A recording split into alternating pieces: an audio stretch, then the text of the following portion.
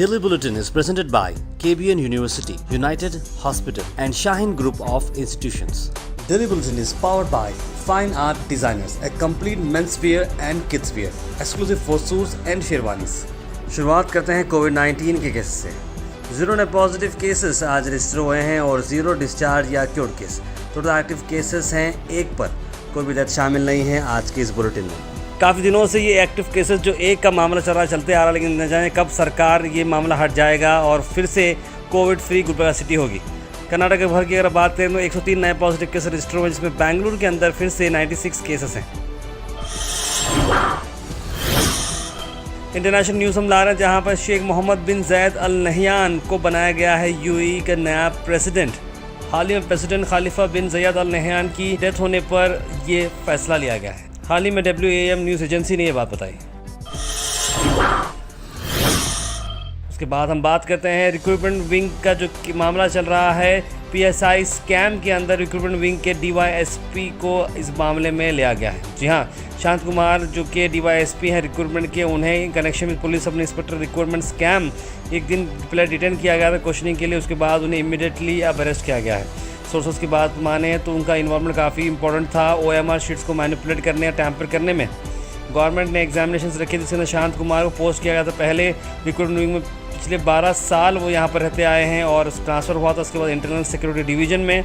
उसके बाद उन्होंने पुलिस डिपार्टमेंट को ज्वाइन किया था as a constable city arm reserve CAR 2006 में। उसके बाद उन्होंने एग्जामिनेशन लिखकर यहाँ तक पहुँचते गए थे, लेकिन अब वो CID के पकड़ में। उसके बाद हम बात करते हैं आक्रमक स्कीम, जिसे रेगुलाइज करने की बात चल रही है। कैबिनेट में अप्रूवल आ चुका है। जी हाँ, आक्रमक स्कीम यानी कि जो अनरेगुलाइज प्रॉपर्टीज़ होते हैं रूरल एरियाज़ के अंदर, उन्हें अब रेगुलाइज किया जाएगा। जी हाँ, ऑफिशियल ने बताया पंचायत राज डेवलपमेंट के कि भाई ये बहुत ही एक मनी स्पिनर का काम भी हो सकता है और बहुत डेवलपमेंट की तरफ जा सकता है, क्योंकि टैक्सेशन के लिए जो मेन डॉक्यूमेंट होते हैं फॉर्म नंबर 9 और 11 अब मिसिंग था। अब ये अवेलेबल हो जाएगा, क्योंकि गांव के अंदर पहले 11 भी फॉर्म दिए जाते थे, इसके चलते हुए प्रॉपर जो है ना उसको लोन मिलता था, ना उसकी कोई पहचान प्रॉपर हो सकती थी, रजिस्ट्रेशन नहीं होता था। लेकिन अब ये मामला हो सकता है, क्योंकि 9 और 11 फॉर्म दिए जाएंगे। सिर्फ ये चीज़ें हैं कि लेआउट्स को जो है रोड कनेक्टिविटी होना ज़रूरी है, टाइटल क्लियर होना ज़रूरी है, इंक्रोचमेंट नहीं होना चाहिए। इस तरह की बात चल रही है, जहाँ पर अनरेगुलाइज्ड जो प्लॉट्स हैं या जो प्रॉपर्टीज़ हैं जिसकी हम बात कर रहे हैं वो अब रेगुलाइज की जाएंगे। अब किस तरह से ये एक्शन प्लान काम में आएगा अब देखना होगा। उसके बाद हम अहम बात कर रहे हैं, जहां पर कर्नाटका स्टेट हज कमेटी की तैयारियां शुरू हो चुकी हैं हज भवन बेंगलुरु के अंदर, और कुल मिलाकर 2752 हाजीज़ को सिलेक्ट किया गया है। आइए देखते हैं इस मौके पर रफ़ीउद्दीन कचहरीवाला जो कि हज कमेटी के चेयरमैन हैं, उनका क्या कहना है। अल्हम्दुलिल्लाह 2022 का हज होने जा रहा है। कुल हमारे पास कर्नाटक स्टेट पे 4235 एप्लीकेशन आए थे, जिसमें हमें जो टारगेट मिला है 2752 का टारगेट मिला।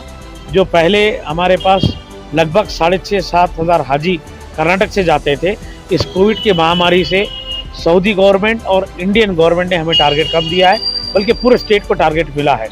और इस कोविड की वजह से 65 साल की उम्र का भी एक एज लिमिट रखा गया था, उससे भी एप्लीकेशंस कम होने की वजह से, और 2752 इंशाल्लाह हमारे कर्नाटक स्टेट से हज को जाएंगे। दूसरी बात यह है कि पहले बीदर, गुलबर्गा, यादगीर के लोग हैदराबाद टर्मिनल से जाते थे, वो अब फिर बेंगलुरु से ही जाएंगे। जैसा कि हमारे बेलगाम के गोवा से जाते थे, वो भी बेंगलुरु से जाएंगे। मंगलूर वाले मंगलूर से जाते थे, वो भी बेंगलुरु से। बहरहाल पूरे कर्नाटक स्टेट के हाजी बेंगलुरु एयरपोर्ट से वो रवाना होंगे मदीने के लिए। और उसके साथ साथ हमारे आंध्र प्रदेश चित्तूर ज़िले के भी हमें कुछ हाजी दिए गए हैं, वो भी बेंगलुरु एयरपोर्ट से रवाना होंगे। तो इस वक्त 2022 का जो हज हो रहा, अभी ट्रेनिंग प्रोग्राम सुन के स्टार्ट कर रहा है, कोविड और जो उनका वैक्सीनेशन इंजेक्शन का प्रोग्राम, पोलियो ड्रॉप्स का, तो तमाम हमारे यहाँ तैयारी चल रही है। अल्हम्दुलिल्लाह इस साल 2022 बड़े अच्छे पैमाने पे हम हाजियों की खिदमत करेंगे और उनको जो है ठीक ढंग से उनकी खिदमत करने का काम करेंगे। श्रीलंका में किस तरह से मामले चल रहे हैं आप सब देख चुके हैं। कई सारे राइट्स वहाँ पर हो रहे हैं, कई सारे जो है लोग जो है वहाँ पर भूखे हैं और सरकार वहाँ पर टोटली डिसॉल्व हो चुकी है। सरकार के कई सारे अहम फैसले जो लेना था उस टाइम में नहीं लिए। ये सारा मामला चलकर श्रीलंका के अंदर एक बर्बादी बोल सकते हैं आप, उस तरह का मामला चल रहा है। कुछ दिन पहले वहाँ के श्रीलंका के जो अपोजिशन लीडर हैं उन्होंने असेंबली के अंदर, पार्लियामेंट के अंदर एक बात उठाई थी जो बहुत ही इंपॉर्टेंट थी। उस पर नज़र डालते हैं और देखें। और कई सारे लोगों का ये कहना है कि श्रीलंका जैसी हालत हिंदुस्तान में भी हो सकती है, क्योंकि वहाँ पर भी एट्रोसिटीज़ हो रहे थे, वहाँ पर भी जो है ना माइनॉरिटीज़ के साथ खेलखाड़ हो रहा था, वहाँ पर भी जो है कई सारी चीज़ें महंगे हो चुके थे। ये क्या मामला है, आइए देखते हैं। Today you're spending on defense, honorable presiding member, if I'm not mistaken, 10.35% of your annual budget. 10.35% in a situation where there is no war. Who is your enemy? No country has attacked Sri Lanka. No, your enemy is within. You consider your own citizens enemies. Why? Because you don't want to recognize their rights. You rather kill them. You rather wage war against them than have them become productive citizens and contribute to the growth of this country.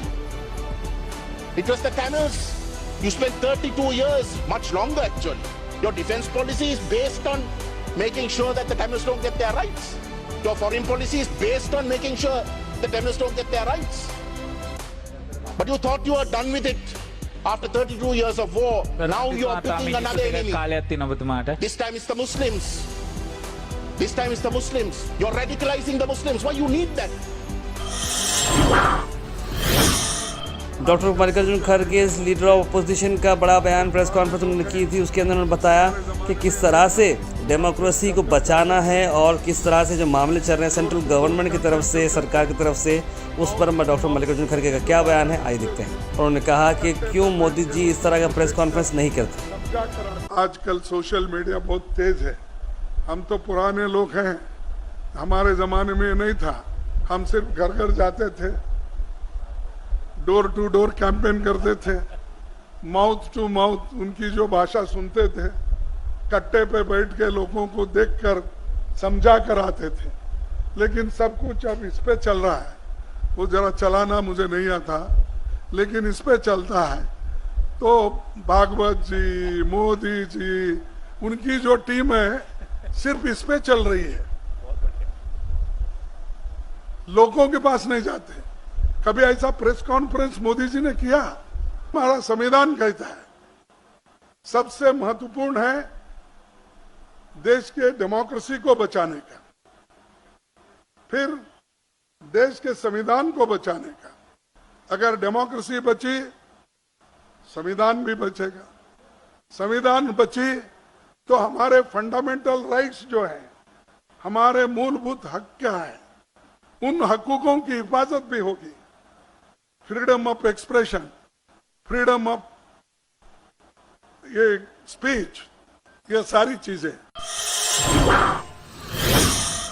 MEMPU College is the finest place for opportunities. Here I got the real value of high quality education. I got the real guidance from the qualified lecturers. Study ambience is perfectly commendable and the manifestation of talents and abilities is recognized. We are being groomed to become a responsible citizen of our country. MEMPU College of Science. Admissions are open for the academic year 2022-23. आखिर में हम बात करने वाले हैं आज के thought of the day की। थॉट ऑफ द डे को स्पॉन्सर्ड किया है मनियार इंटीरियर मॉल में। जी हाँ, मनियार इंटीरियर मॉल अब जो एक नई लोकेशन पर आ चुका है, स्टेशन रोड पर, जहाँ पर आपको सभी आपकी इंटीरियर की ज़रूरत पूरी होते हैं। आज का थॉट ऑफ द डे है, your future is created by what you do today not tomorrow. यानी कि आज का आपका जो फ्यूचर है वो बनता है आपके आज के काम से, ना कि आपके कल के काम से। यानी कि आप कुछ काम को ढकलते नहीं, मैं कल करूँगा, मैं कल परसों करूँगा। जो पुरानी कहावत है ना कि कल करे सो आज करे, आज करे सो अब, उस तरह की बात कर रहे हैं। तो इसलिए आप सब लोग अगर आपको सक्सेसफुल बनना हो तो आज का प्लान करें।